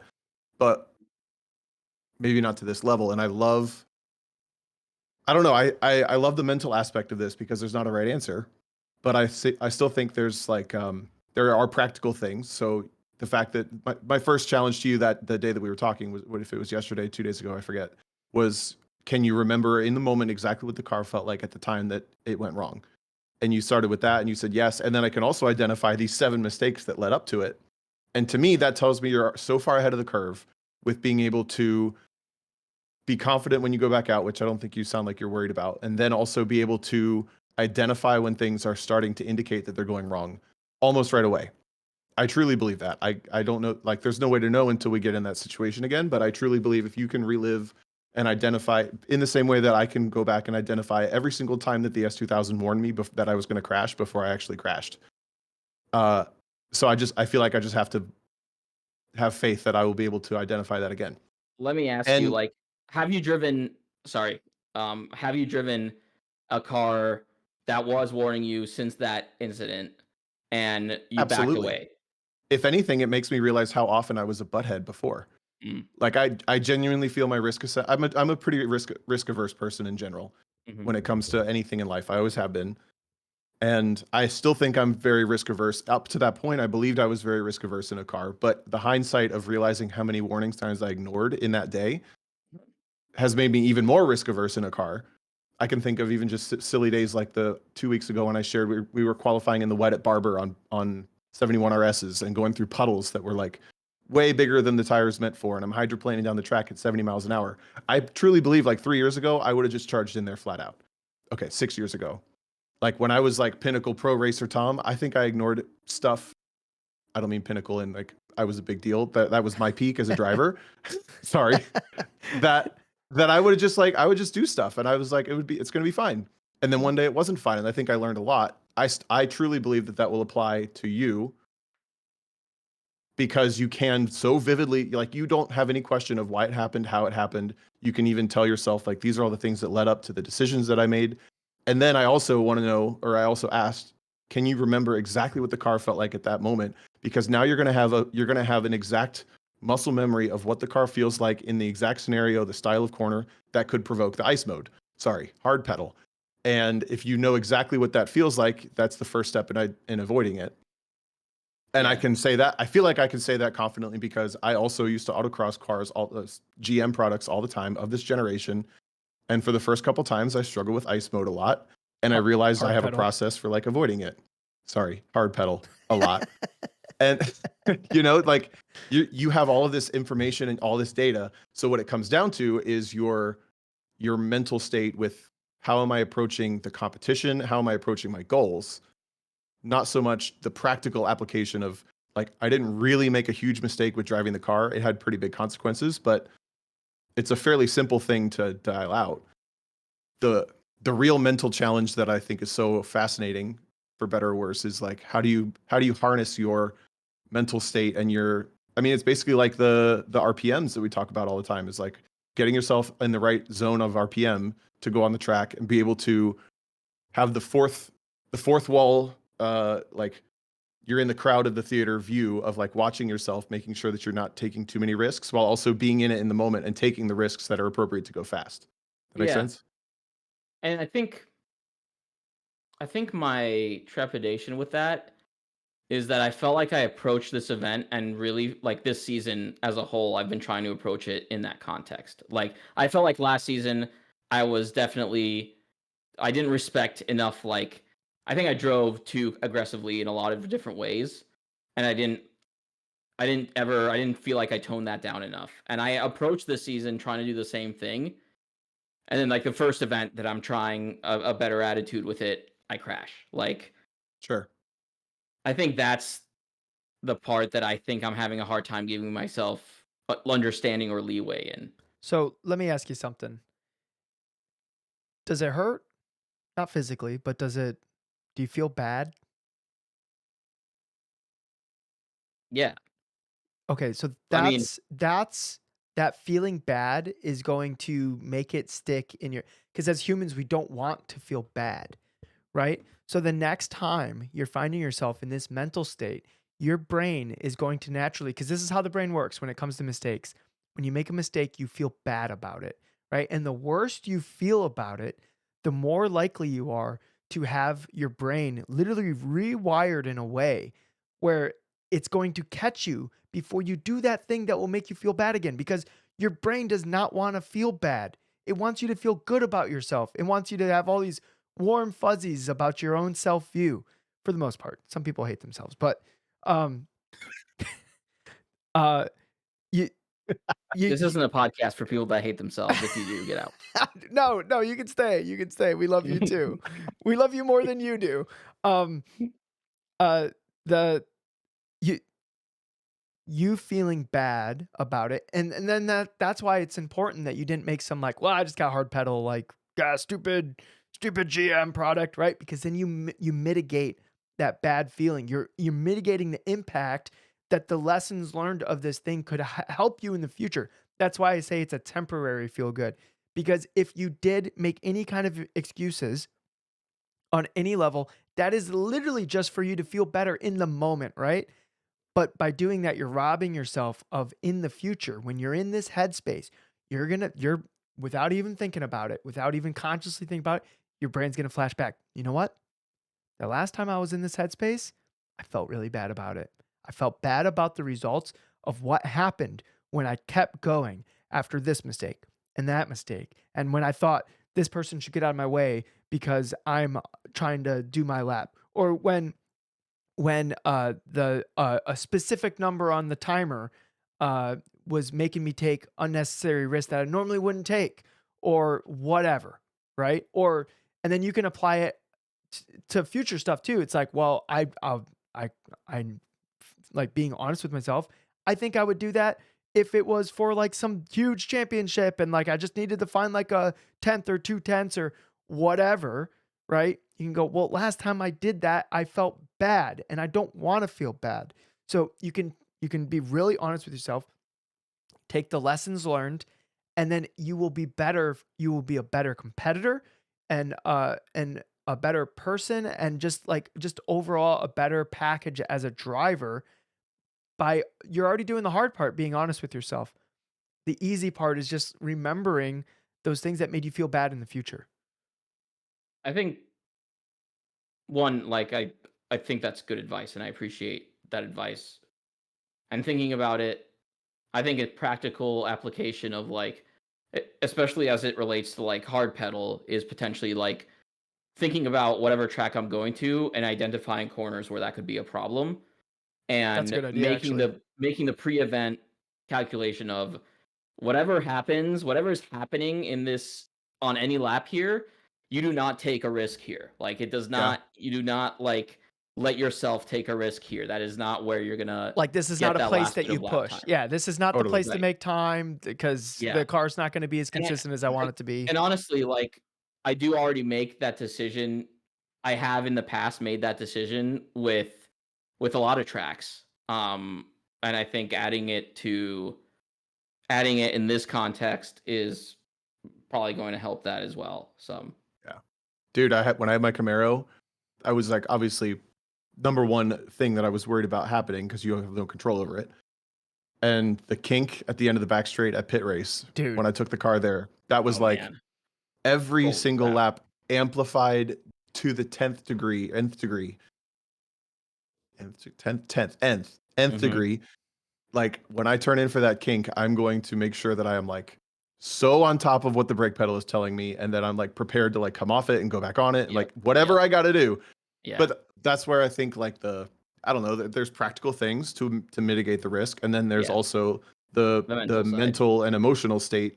Yeah. Like you're gonna have, and I think this can be applied to literally everybody who's ever made a mistake or had an incident on a racetrack. You can do this analysis, but also identify where was your head at. I think that's something we didn't really talk about a whole lot with Taylor and Mitch. Yeah, we really didn't. But we talked about like the practical, like how did you crash and how did you feel after? yeah, But we talked more about it's the a aftermath. huge thing, right? It's a huge thing to be able to analyze like where was I at in the car mentally, to like lead myself down this path that I could, and just using my S2000 wreck as an example again, like the hubris of I believe that I must be able to drive this car the way it's behaving Mhm.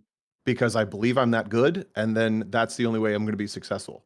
Mhm. And I learned that that's like that's not. I mean, It's like it's kind of a gift. It's kind of a gift to be able to be that obtuse, but also at the same time, like you get bit sometimes. think of all those fast laps you set with that belief system, Tom. And I genuinely I genuinely believe I'm a slower driver because of that shift. But I also know that I will be a even cleaner and less risky driver because of it. And and I think hold on. It doesn't make me slower lap to lap. It makes me slower in the situation where the little red flags go off. That's what I should say. Go ahead. Yeah. So like, where in the past maybe you got away, like the red flags were like shining, but like you just like went through them and nothing bad happened, and you're like, that was like building a belief system of like, I will figure this out even if I have that feeling, right? And then that alerted you of like, hey, you know what? I got away with it all those other times, but now at least I recognize like that feeling and what its potential like, is, right? Hello. Yeah. Reality's exactly. here. Yeah. like in support of that, last year's VIR, I also went off in turn 3 for a different reason. Like the car came loose and I corrected it, and I was fine. Nothing happened. I just like rode the grass for a little bit. And I think, like, I do think I've had generally probably an unhealthy mentality towards like getting into a crash of like, first I'm gonna figure, like, I think I'm good enough that I can figure it out. If like, I think I'm quick enough to react, and I have the skills to understand when, trying to make a certain input happen or trying to make a certain turn happen the way I want it to. Like, I can fix it if it comes to it. That's one, is wrong. And two, it's like this acceptance, this pre-acceptance that I'm gonna end up like, I'm gonna crash a car one day. Like, whatever. I'm gonna learn, like, it's gonna happen. Like, it's fine whenever it happens. And I think now thinking about it, I'm like, that's a very potentially dangerous like attitude to have. I had this really, really wise advice I heard once that was, if you're not going off or crashing every once in a while, you're not trying hard enough. Who said I'm just that? kidding. I'm kidding. We talked about that like 2 or 3 weeks ago, didn't we? About like if you don't go off sometimes, you're not Oh, trying hard enough. yeah, I just had to make the joke. well, no, didn't somebody write an I email had to where they joke. were like bringing that up, but like not in the like they believe that it was like something that they heard and they want us to discuss it. That's what you're referring Yep. to, right? Yeah. Yeah. But I really like what in the live chat listening Taylor said. It's basically like treating a near miss as a miss for the sake of the gut check without the cost And of an actual incident. I think it's interesting because like I've applied that attitude to things outside of driving. Like I apply that stuff to like misses at work or like mistakes I made at work or I don't know, like whatever other things. Like I generally have that sort of attitude, but I don't know. I think maybe I think I developed too big of an ego with like driving a car at its limit and feeling really good about that. Um Dude, I think like I don't think I'm an egotistical person You're like definitely not. normally, but I don't know, like I always felt like I would have enough mental bandwidth and skill to like fix Figure it out. like yeah, like as long as I recognize the mistake early enough, I can fix it. Um and I think it doesn't account for things like a bad emotional or mental state, and it doesn't account that attitude didn't account for things like a hard pedal that could happen. Like yeah. that's something I should have respected more, thought about more. And it's on my car, it really doesn't happen very often. It happens. I have had it before, but it doesn't happen very often. And definitely it's never happened with that level of consequence. Sure. So yeah, I mean I think it happens a little bit on every car. Honestly, I've had it on the 8th gen Civic. yeah. So Well, sure. The part that's particularly hard on GM cars is that it doesn't once you're into the pedal and it hard pedals, it won't come out of it. Like yeah, it won't like transition back to a real brake pedal if something changes like that the car is sensing, it won't do it. Like you have to come off the brake and back in. In Yeah. the context of my crash, I didn't have enough track width to do that. Like I was already set up for the corner on the outside of the track. Once it went hard pedal, there's no time for me to recover off the brake and back in to stay on track. Yeah. But I mean, I yeah, think like the ego point I think is my biggest takeaway, because I think this is something that everybody will go through on their path to being the best driver they can be. Those like the people who get bit by this lizard brain thing that we talk about all the time, and this like passion driven type A performance qualified sport that we want to be a part of. Like you want to be better, you can be told by result sheets how good you are all the time, and your ego becomes a big part of it because you believe you are as good as you are. But you're obviously always going to hit that overinflated sense if you stick with it long enough. I think I can absolutely say I've been there. It sounds like this was a little bit of a thing for you this time, and I'm sure anybody listening to this can just think back to it like, yep. yeah, if you haven't had it happen yet, it's going to happen almost. I guarantee you, Well, with it's a the ego kind of starting to overcompensate for like your skills get good enough. It's almost like a second Dunning-Kruger. like wave of the Dunning-Kruger. Like you go through the I didn't realize how bad I Yeah. actually was, and then you start Yeah. to get to the point where you know that you're as good as you. yeah. Your skills equal your goals, Yeah. and then that ego part is what ends up pushing it over the edge. And I You think should make a plot, the O'Gorman Alessandrini curve. Hold on. Where When it's you're- like I'll be right back. it's a when you're- W. The value is a W. yeah, your skills actually match, and then all of a sudden your ego Yeah. kicks in. It's But like, then the oh, last no, part of- wait, I remembered I suck. My Yeah. bad. And the last part of that is also, it just kind of clicked. Like you hadn't necessarily talked about until this podcast right now, how much the other car within your peripheral vision was affecting you. Mhm. And I think that's also really ego driven, because in the ego's viewpoint, it was somebody else's problem, for lack of a better term. It doesn't Yeah. like, I don't think you were being accusatory of this person, and obviously they didn't do anything wrong. You didn't really either. Right. But they were so present in your mind because your ego was telling you that you were the main character. They were the AI, or they were the what do they call it? The NPC, the non-playable character. Mhm. And oh well, they'll get out of my way. And then it started to kind of creep in and stuff. All right, so DJ, what do you got there? Here's You the wanna new explain your science? Dunning-Kruger curve. So it's Gorman Alessandrini curve. yep, it goes up and then it looks like the slope of enlightenment, but it got you. It's just another Dunning-Kruger curve. Yeah. It's a mini Dunning-Kruger curve within a Dunning-Kruger curve. That's a Dunning-Kruger curveception. Ido lives here. Yeah. Yeah. Currently, that's where I live. But I also think that's really healthy. I don't think you can get as good as you once you realize how good someone can be. I don't think you can get there without going through a phase where your ego is driving the ship. Do you think that's true? Yeah, absolutely. Yeah, and Sorry, you said you don't think you can get out of the phase that of where the ego is driving the ship? no. Yeah, basically. Or the I Ido. do. Which one? I mean, I'm of the belief that people are fastest when they're like they're not thinking actively as they're driving. Like they're letting muscle memory, like their eyes are up ahead, giving their brain information subconsciously for muscle memory to do the job. And Yeah. like the best drivers have all this extra, like it's so subconscious that they have like their normal everyday brain just thinking about like, oh, how do my tires feel? How do my brakes feel? How does this feel? How does this feel? How and like maybe my bandwidth wasn't high enough to like, how do my emotions feel in this context? Like what am I thinking in this context? Like, is this the right thing? Is this the right thing I should be thinking? is this going to bring out maximum performance, Ido? Yeah. So it's almost like it's positive feedback loop or negative feedback loop, I guess, depending on your perspective. But I think it's easy to get into that like ego loop because the better you feel about your driving, typically the better you drive, right? So it keeps like reinforcing itself.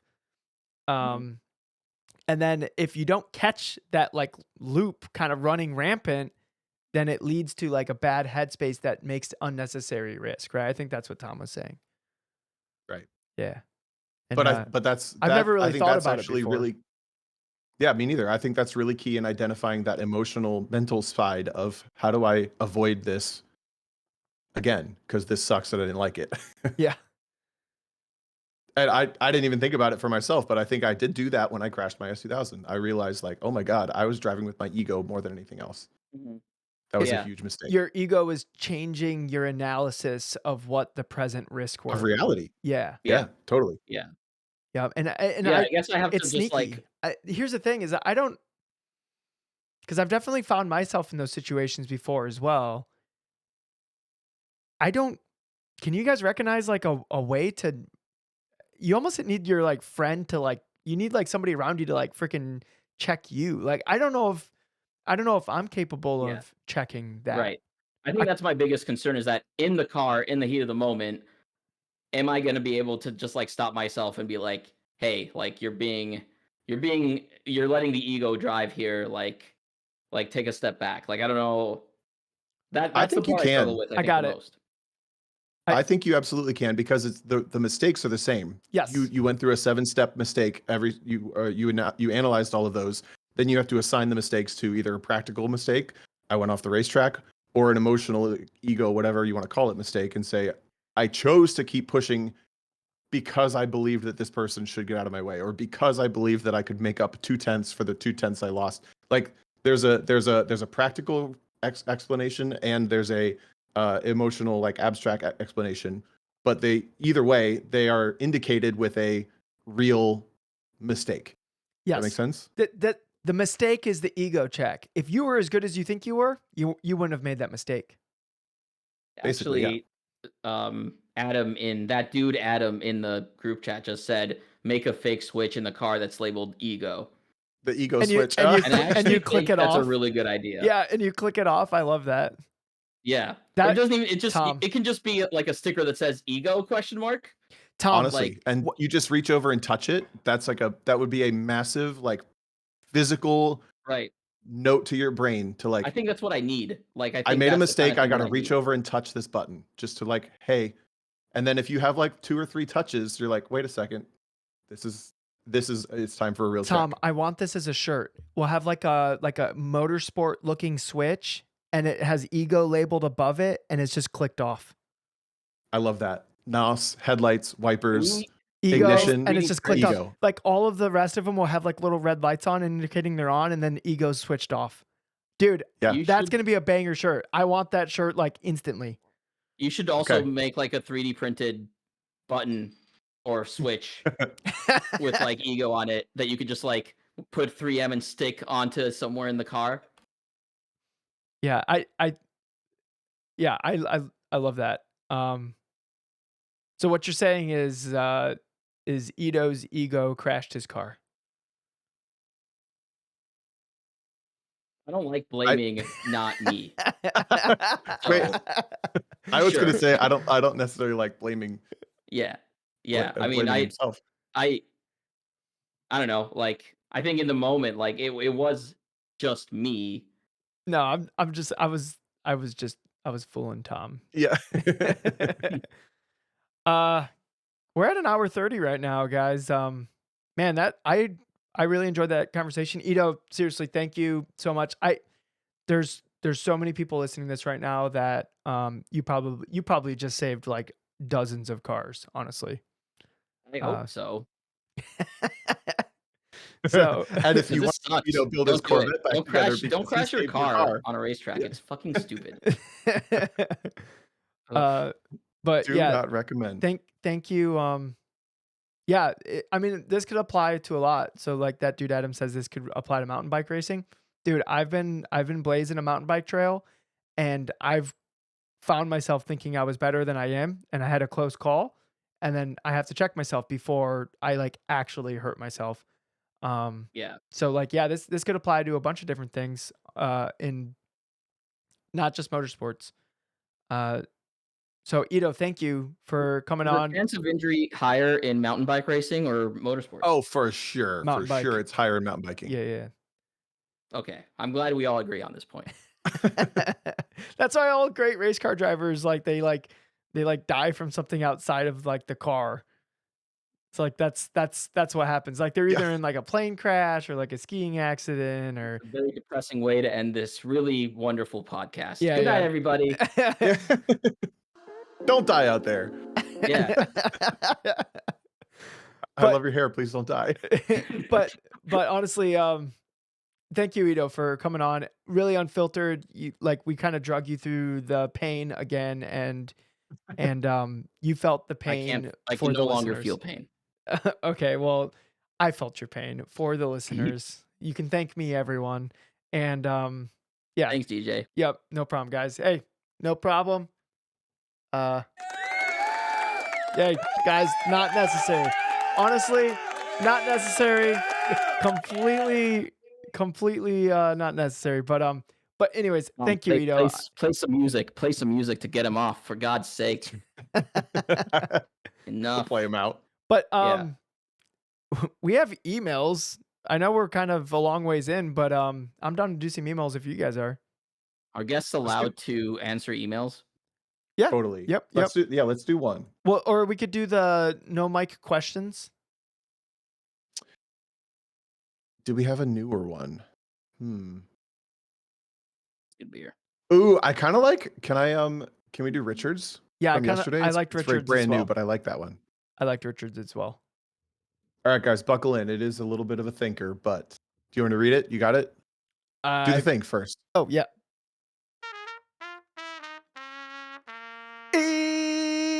Emails. You do it so consistently. How do you do it so consistently? I got perfect pitch, dude. Wow. He's a musician. I don't actually have perfect pitch. I don't want to sell false claims over here.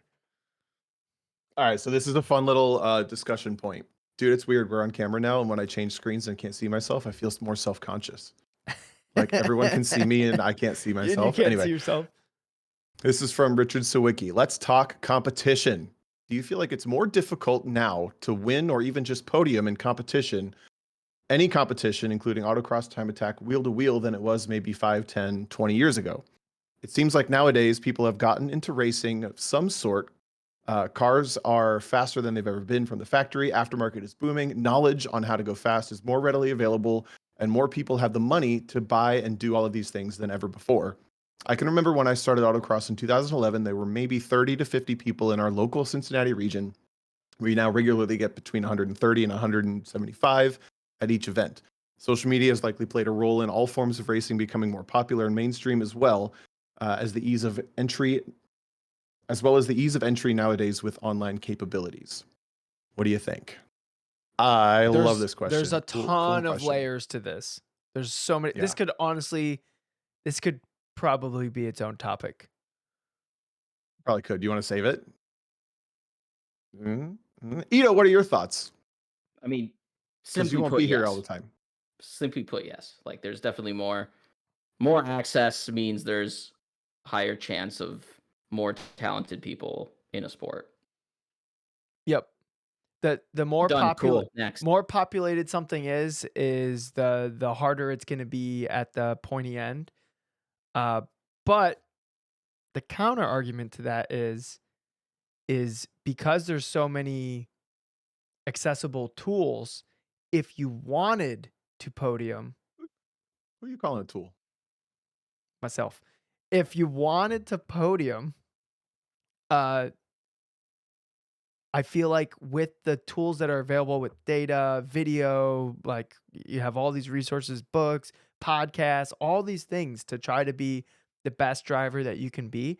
And this is going completely off of my like talent versus effort viewpoint. And I think as far as driving, it's like 99% effort and very little like natural ability. Because you have all those tools, if you get to work and you're dedicated and passionate and you're just completely single-minded focused on the thing, then you can find success because there's less barriers now than there ever have been to compete in motorsports. On some level, not talking like pro, like IMSA, whatever, like it was probably more accessible back in the day because, costs have inflated so rapidly. But on a grassroots level, I think it's more accessible to get top-notch advice and coaching and just information from people who know what they're doing than it ever was in the past. Before, if you knew like a fast dude at your club and they were willing to share the information, then like you were a huge advantage. But now you can literally just YouTube it. You can check out books. I really like Ross Bentley's Speed Secrets. I used that a lot when I was first starting. And honestly, I've been meaning to go back to it because every single time I went back to that book at a different stage of my motorsports journey, I like took more information out of it, and I've been meaning to go back to it because I haven't looked at it in probably like 5-6 years. And I used to look at it like every year. So I think with all those resources, you could make the argument that it's easier. I also agree. I had this conversation actually slightly with the long time established driver named Jack Baldwin.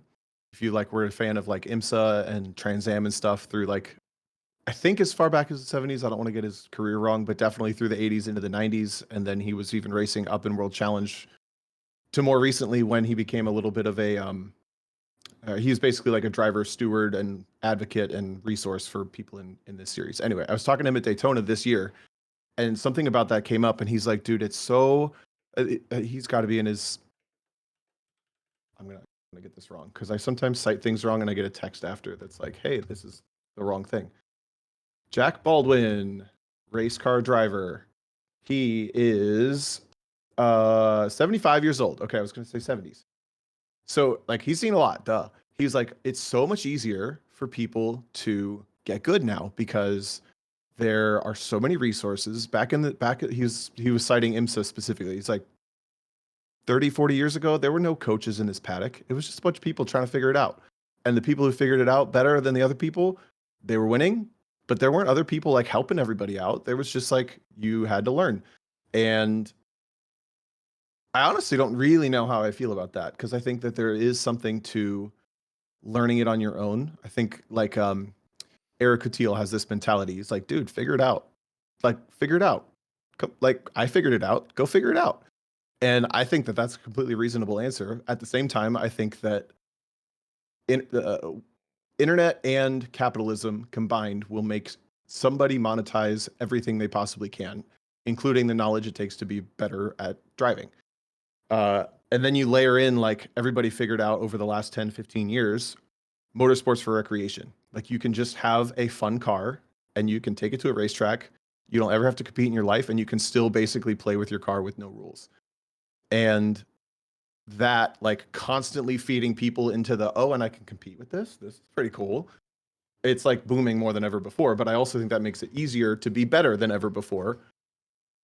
I mean, that's like my short answer. Make you feel like you're better than you are than ever before. For sure, especially with the cars. I was going to say that cars aside, like obviously Richard mentioned, like cars are faster than ever. The illusion of speed is also easier than ever. But I also think getting good and the competition being higher than ever, I do think that's true. Agreed. We might have to bring this back up again if we ever get the right guest for it. Yeah. I don't know Jack well enough to bring him on a random podcast, I don't think, but I could try. He'd be pretty fun. Yeah, no, that might be a cool conversation. But yeah, Jack I think Baldwin is definitely a fake racer name from like a comic book. Dude, look at this. Hang on, I gotta show you this. So while you find it, so in the context of like becoming the best driver that you can be, I think it's easier than it's ever been.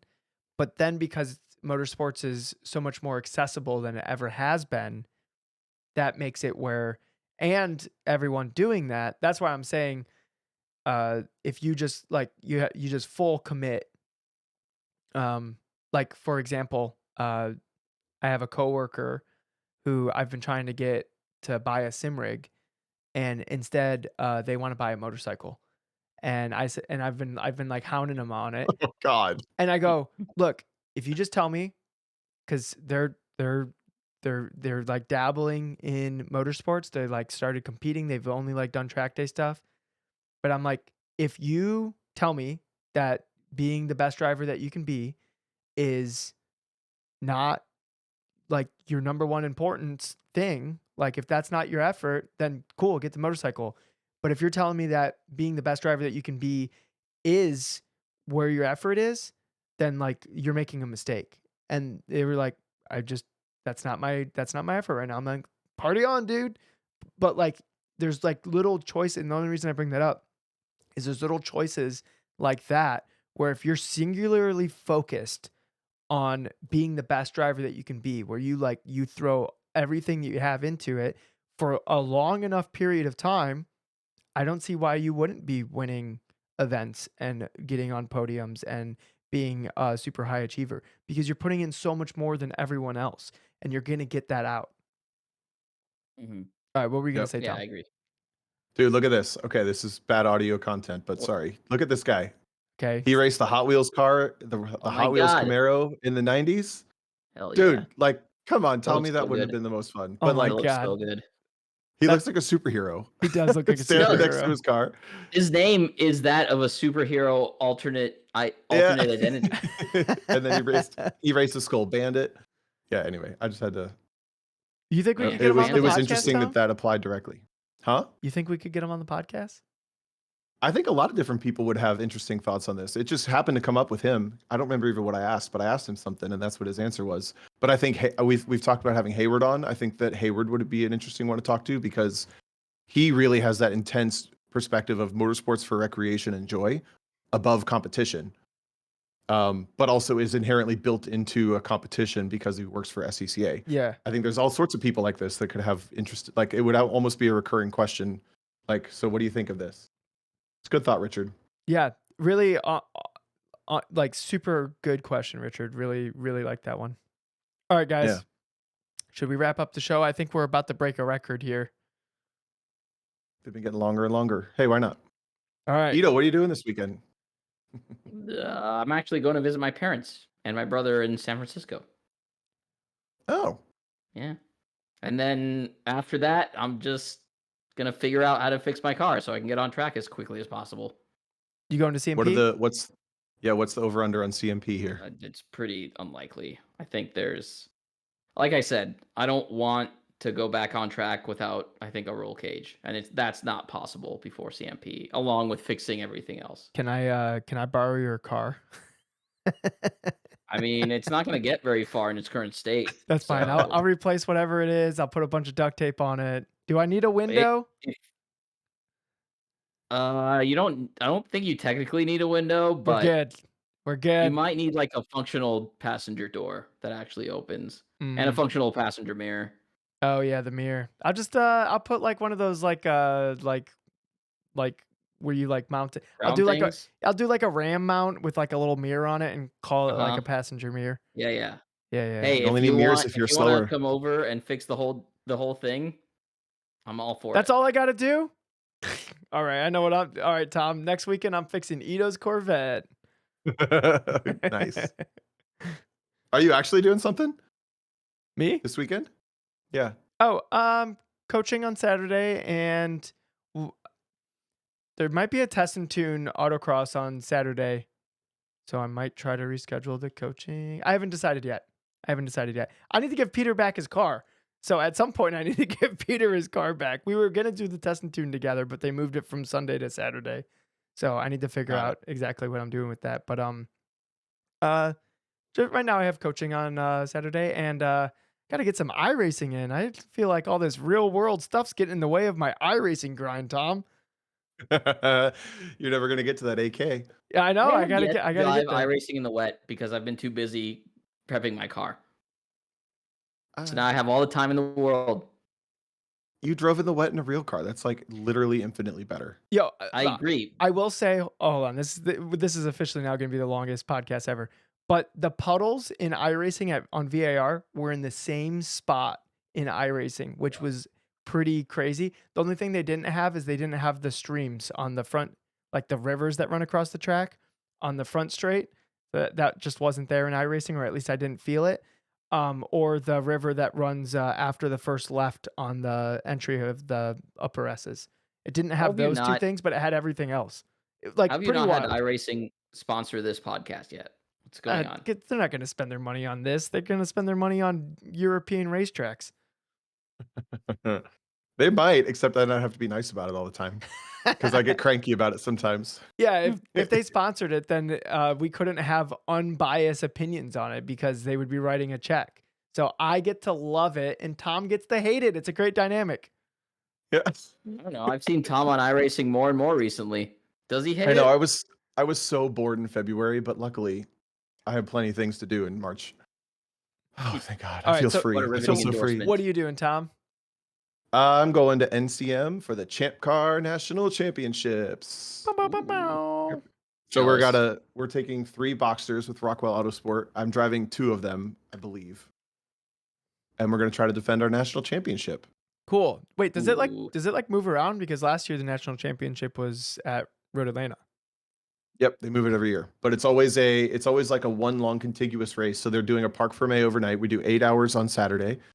Park, don't touch the car, nothing happens. Start again Sunday, 7 more hours. So it's a 15-minute or 15-hour race. Cool. Man, an we've endurance got, race like- at NCM would be so much fun. That sounds epic. Dude. So it's gonna have Epic. like 60 cars in it, dude. If you're bored, come down. Whoa. It's got like 60 cars. I'm so excited because I know people don't know NCM. I know that track will reward just like knowledge over Yeah. time. I feel like we're gonna do so well. But I honestly, with 3 cars, I think we have like 15 or 16 drivers. I don't really know. I just know that I have like pallet and pallet and pallet and pallet fulls of Bridgestones to burn up. Hell yeah. Hell yeah. Hell Thanks, yeah. Bridgestone. Oh yeah. So All yeah, right, well, that's this cool. weekend. Oh, Tom, at some point I got to get you to spend money on iRacing because Portimao, whatever it Out. is, Portimao. Portimao. You do this every time a track comes out. You like it. We use it once, and we Wait, never use it Portimao again. came out No, on no. iRacing? Yeah, dude, it's so good. That is such Oh, a good shit. racetrack. I went It's- there in person It's not. when I was in it's Portugal not a as few years good. ago. That place is beautiful. Look, it's not as good as Magny Core, or what's that other one that I really like that I'm not remembering the name of? Oh Aragon. no, Aragon, yeah. It's probably on par with Aragon. It's probably not as good as Magny Core because that track is amazing. But it's super Here's what's good. going to happen. I will make our design with the Dunning-Kruger and the Allison Drini O'Gorman effect. And the profits of that will maybe pay for me to buy this Don't track to forget drive the it ego once. button. Let's go. No, that Ego Button one, that shirt is going to be fire. I'm going to have 7 of them so I can wear it every day of the week. Yeah, I like that. So, all You right. should have some days where the ego button's pressed. Like today, ego. We have 2 different versions of the Today, shirt. I love that. today, ego. Next day, no ego. I wish we Dude, were I'm like, totally. They're gonna be right here. Oh, never mind. This is for. I changed my mind. Go ahead. well, I was thinking if we were like manufacturing these shirts ourselves, it would be cool if it was reversible. So like you could be ego switched on one side and no ego on the other side. Damn it. Let me turn my ego on, damn it. Yeah. Be like, hold on, you like take your shirt off, like do the awkward, like move the shirt around and then like put it back Yeah, on. Yeah. Yeah. So, all right. Oh, good times. Does Ido want to send us out? Do it, dude. I've been fucking it up real bad lately, so you can't do too bad. Okay. You ready, Ido? Yeah. No pressure. Well, Tom, I hope your champ car race goes well. And I love your hair and I hope you win.